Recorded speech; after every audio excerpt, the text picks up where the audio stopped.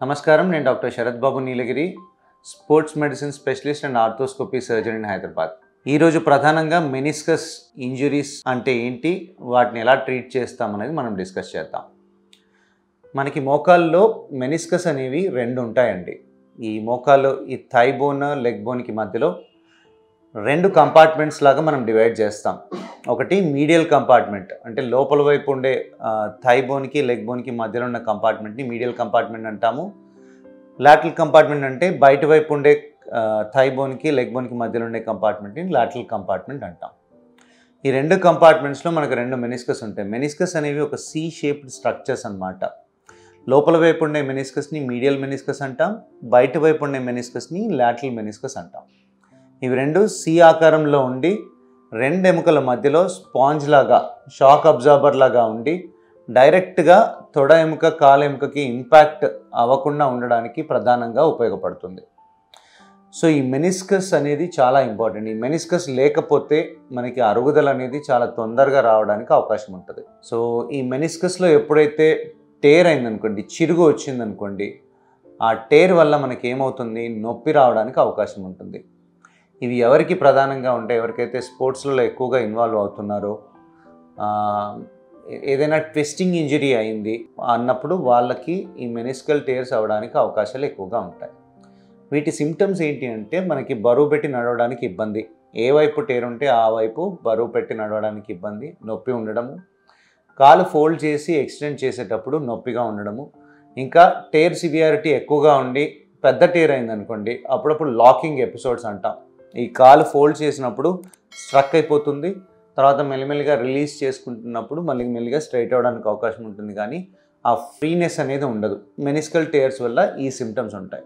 So ఇది ఎప్పుడు evaluate చేస్తాం, ఎప్పుడైతే ఏదైనా నీ పెయిన్ స్టార్ట్ అయినప్పుడు, ఫస్ట్ ఇనిషియల్గా ఏదైనా గేమ్ ఆడిన తర్వాత కానీ, చిన్న ఇంజరీ అయిన తర్వాత కానీ నీ పెయిన్ వచ్చిందనుకోండి, ఫస్ట్ 2 వారాలు రెస్ట్ తీసుకుని నొప్పి తగ్గుతుందా లేదా మనం చూస్తాం. ఎందుకంటే కండరాలలో స్ప్రెయిన్ అయినప్పుడు కూడా ఇలాంటి నొప్పి రావడానికి అవకాశం ఉంటుంది.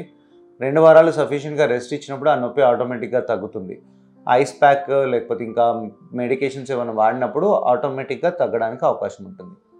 2 వారాల తర్వాత కూడా నొప్పి ఇంకా కంటిన్యూ అవుతుంది, డిస్కంఫర్ట్ ఉంది, నడవడానికి ఇబ్బంది, లేకపోతే కాలు ఫోల్డ్ చేసి ఎక్స్టెండ్ చేయడానికి ఇబ్బంది ఉందన్నప్పుడు అప్పుడు మనం ఎవాల్యుయేట్ చేస్తాం. పరీక్ష చేసినప్పుడు, టెస్ట్ చేసినప్పుడు కూడా, ఎవరికైతే పేషెంట్కి ఇబ్బంది ఉందో టెస్ట్ చేసినప్పుడు కూడా మాకు తెలుస్తుంది మెనిస్కస్లో టేర్ ఉందా లేదా అనేది.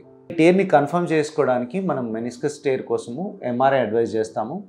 ఎంఆర్ఐలో టేర్ టైప్, ఎంత ఎక్స్టెంట్ ఉంది, ఎంత సివియారిటీ ఉంది, అదంతా మనం ఎంఆర్ఐ స్కాన్లో చూడగలుగుతాం.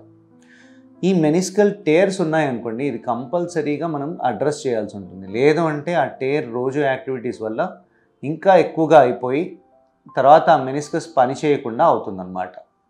ఎప్పుడైతే మెనిస్కస్ ఆ ఫంక్షన్ని కోల్పోతుందో అప్పుడు ఏమవుతుందంటే, ఈ థై బోన్, లెగ్ బోన్కి ఇంపాక్ట్ పెరిగి ఈ కార్టిలేజ్ అంతా లాస్ అయిపోయి, డ్యామేజ్ అయిపోయి అరుగుదల చాలా తొందరగా రావడానికి అవకాశం ఉంటుంది. సో ఈ మెనిస్కస్ని మనం ప్రొటెక్ట్ చేసుకోవాలి. ఈ ప్రొటెక్ట్ చేసి దాని ద్వారా మనం జాయింట్ని ప్రొటెక్ట్ చేసుకోవాలి, ఆర్థరైటిస్ రాకుండా ప్రివెంట్ చేసుకోవాలి. సో ఈ మెనిస్కస్ ప్రొటెక్ట్ చేయడానికి మనకి ఏంటి ఆప్షన్స్?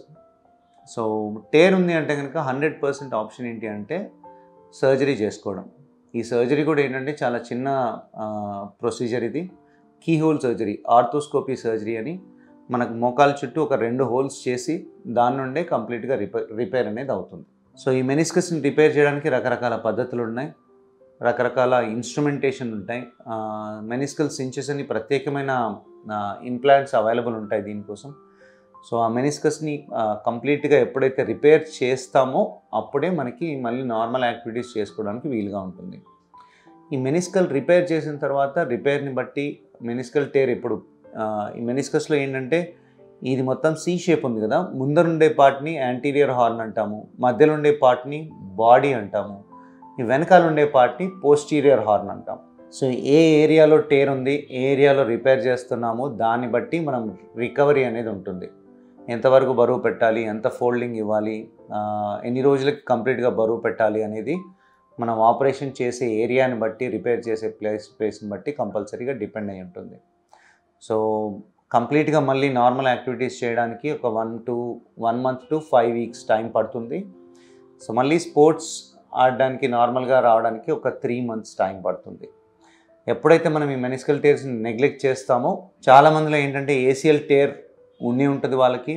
ఏసీఎల్ టేర్ని చాలా రోజులు నెగ్లెక్ట్ చేయడం వల్ల ఆ ఇన్స్టెబిలిటీ వల్ల ఈ మెనిస్కస్లో టేర్ పెరిగి బకెట్ హ్యాండిల్ టేర్ అంటాం. కంప్లీట్గా ముందు నుండి వెనుక వరకు మెనిస్కస్ కంప్లీట్గా టేర్ అవుతుందన్నమాట. ఈ బకెట్ హ్యాండిల్ టేర్ వరకు వచ్చిందంటే ఆ మెనిస్కస్ రికవరీకి చాలా టైం పడుతుంది. కొన్ని టేర్స్ క్రానిక్ టేర్స్ ఉంటాయి. చాలామందికి చాలా ఇయర్స్ నుండి పెయిన్ అలాగే భరిస్తూ ఉంటారు. వాటిని క్రానిక్ టేర్స్ అంటాం. ఈ క్రానిక్ టేర్స్ ఏంటి అంటే రిపేర్ చేయడానికి కష్టం. రిపేర్ చేసినా ఎంతవరకు సక్సెస్ అవుతుందో ఆ రిపేర్ అనేది మనం చెప్పలేము. సో ఈ మెనిస్కల్ టేర్ ఎర్లీగా రికగ్నైజ్ చేసుకుని దీనిలో కొన్ని జోన్స్ ఉంటాయన్నమాట. ఈ మెనిస్కస్లో ఈ లోపల వైపు జాయింట్ లోపల వైపు ఉండేది వైట్ జోన్ అంటాం. ఈ ఏరియాలో చిరుగు ఉందనుకోండి, ఈ ఏరియాలో చిరుగు ఎక్కువగా రిపేర్ చేయం. చిన్నగా ట్రిమ్ చేస్తే ఆ చిరుగు ఎక్స్టెండ్ అవ్వకుండా అక్కడికి ఆగిపోతుంది. అలాగే మధ్యలో ఉండే జోన్ ఏంటంటే రెడ్ జోన్ అంటాం. రెడ్ అని ఎందుకు మెన్షన్ చేస్తున్నామంటే ఆ రెడ్ అనేది వాస్కులారిటీ బ్లడ్ సప్లై ఎక్కువగా ఉంటుంది. ఆ జోన్లో టేర్ ఉంటేనే మనకి హీలింగ్ మంచిగా ఉంటుందన్నమాట. ఈ రెడ్ జోన్ కూడా మనం రిపేర్ చేస్తాం, ఎందుకంటే ఆ రెడ్ జోన్లో హీలింగ్ ఉంటుంది కాబట్టి. నెక్స్ట్ ఇంకా బయట వైపు ఉండే పార్ట్ని రెడ్ జోన్ అంటాం. ఈ రెడ్ జోన్లో టేర్ ఉన్నప్పుడు ఎర్లీగా రికగ్నైజ్ చేసి ఎర్లీగా ట్రీట్ చేస్తే రికవరీ అనేది 100% సక్సెస్ఫుల్గా ఉంటుంది. సో ఈ మెనిస్కల్ ఏరియాని బట్టి మనకి రికవరీ ఉంటుంది. Meniscal size of the tear దాన్ని బట్టి రికవరీ ఉంటుంది. సో ఎర్లీగా డయాగ్నోస్ చేసుకోవాలి. మెనిస్కల్ టేర్ని నెగ్లెక్ట్ చేస్తే చాలా కాంప్లికేషన్స్ పెరుగుతాయి. ఆర్థరైటిస్ ఎక్కువగా రావడానికి అవకాశం అనేది ఉంటుంది.